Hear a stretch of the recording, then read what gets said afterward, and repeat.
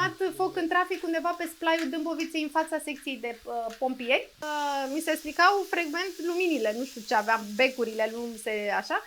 Și din cauza asta am pus niște fire greșite care treceau pe la electromotor și pe lângă carburator și le-am legat puțin greșit, împreună cu cineva care se pricepe.